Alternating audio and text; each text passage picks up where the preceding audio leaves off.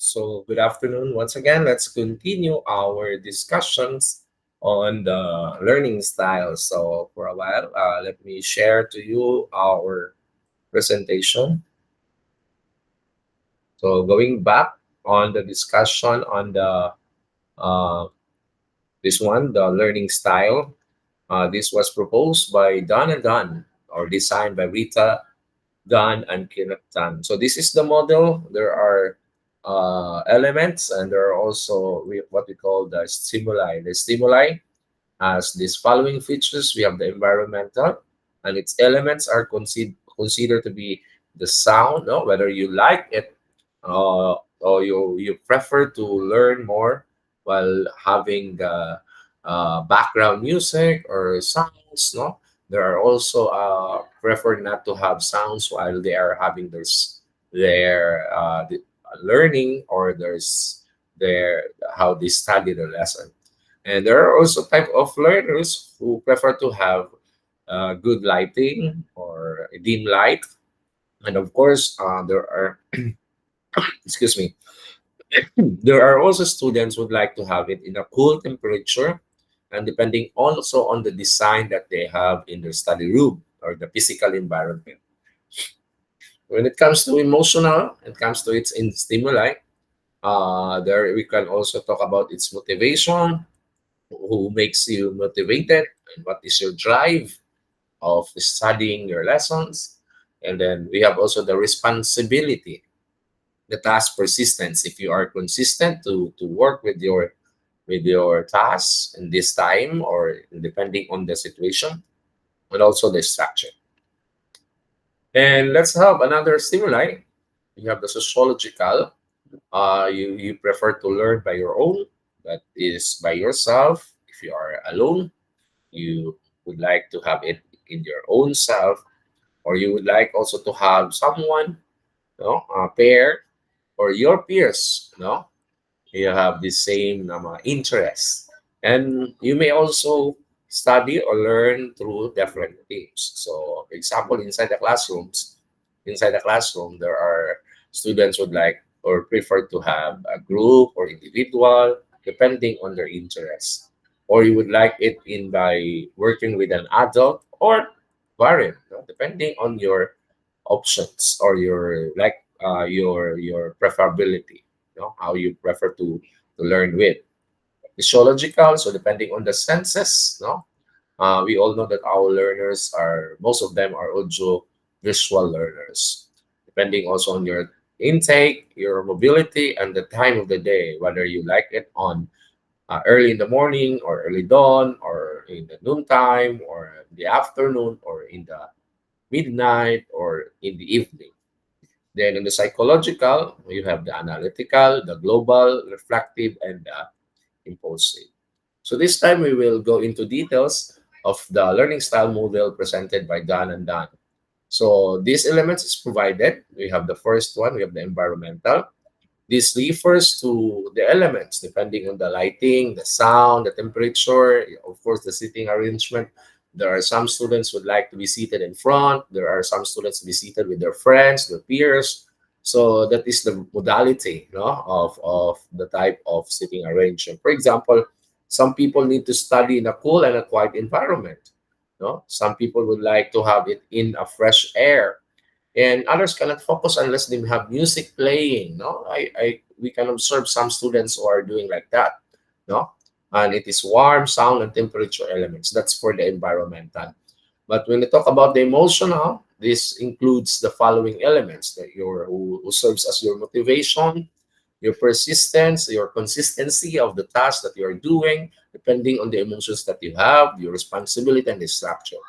Example for this, some people must complete a project or a task before they start a new one. And there are some also would like to do it in the multitasking pattern or model.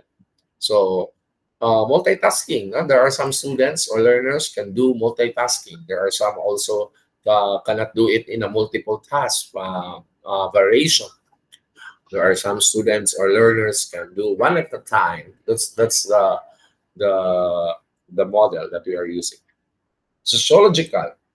This represents Elements related to how individuals learns in association with other people, such as there are some other individual like it to work alone or with your peers, or someone who is has an authority adult or the collegial or the colleague, learning variety of ways of routine patterns. For example, a number of people need to work alone when tackling or discussing a new and difficult subject, while others learns best when working with colleagues or other individuals. Learning alone or with peers element.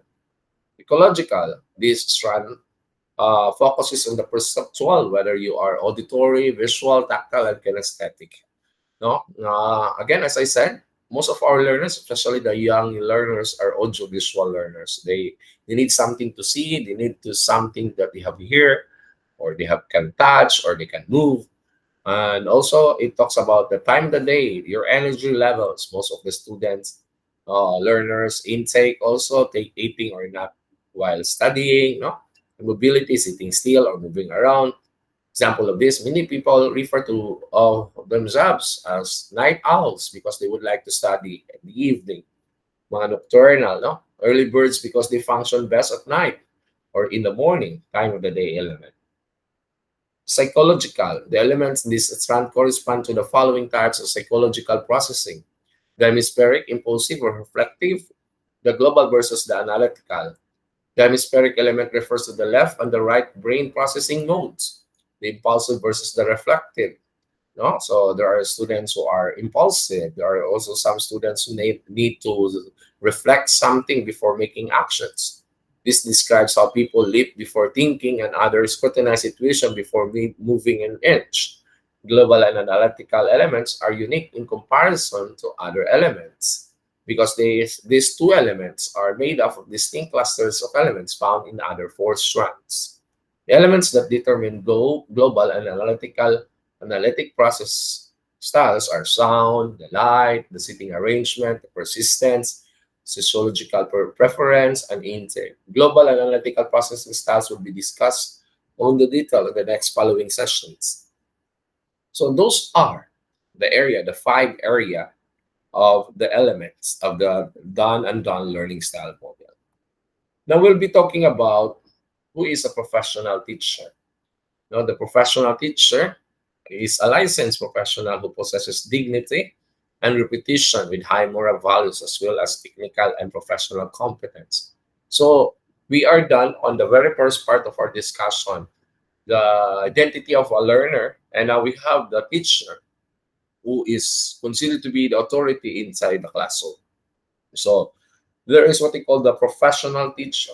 So what is the characteristics of a teacher? No, he or she has with high moral values as well as technical and professional competence. He or she addresses to observes and practices the set of ethical and moral principles, standards, and values, which is stated in the principle of the Code of Ethics of Professional Teachers in 1997. The professional teacher is one who went through 4 years, so because it's the degree. But right now, we have you as a future librarian or whatever profession that you finish or degree, you may also have the chance to become a professional teacher. You just get the unit, another units, or what we call the certificate of teacher program. No, so the professional teacher is one who went through the 4 to 5 years of rigorous academic preparation in teaching, in one who is given a license to teach by the Board of Professional Teachers of the Professional Regulatory Commission or Regulation Commission, or the PRC, after fulfilling the requirements prescribed by the law, such as passing the license or examination for teacher or LEP. He or she is registered in the roster of the professional teacher and the Professional Regulation Commission and undergoes continuing professional education or the continuing professional development, or the CPD. So now let's scrutinize the identity of a teacher, a professional teacher. The first one is the professional attributes. So who is a teacher? By the way, by his professional attributes, he perceive or she perceive himself or herself as someone who can effect change. Because there in the definition of learning, no, that learning it involves change, or that is why it is associated with the word of learning. The sense of efficacy, because he or she is an expert.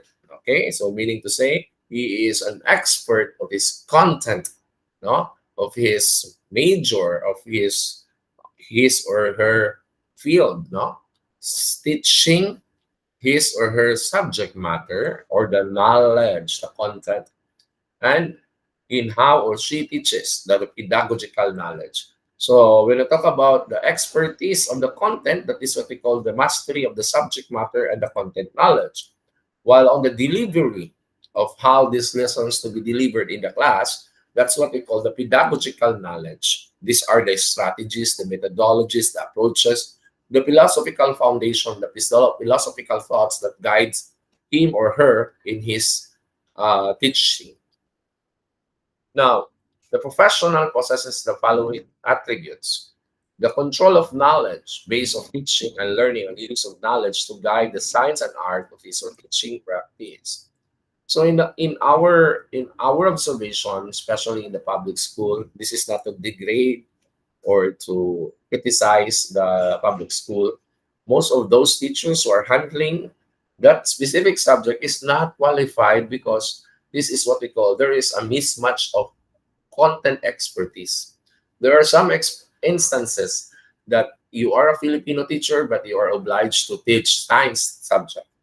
So by that, you cannot possess the professional attributes going back to our discussion on this slide. You should have perceive yourself as an expert of the content knowledge. No? As the saying goes, you cannot give what you don't have. No? If you are teaching Filipino, of course, you're expected to teach Filipino, the competencies in Filipino. But however, if you are teaching mathematics, it's so difficult because you need to study again and again the competencies of that subject area. Next, we have the repertoire, best teaching practice. Okay, and use this to instruct children in the classroom to work with adults in the school setting. Third one, you have the disposition and skills to approach all aspects of your work in a reflective, collegial, and problem-solving manner. The fourth one, view of learning to teach as a lifelong process. As we all know that educative process is a lifelong process. No? And dispositions and skills for working towards improving his or her own teaching as well as improving schools by attending seminars, by professional growth, professional development, by sending yourself to different training, seminars, workshops that can develop your profession or through graduate study.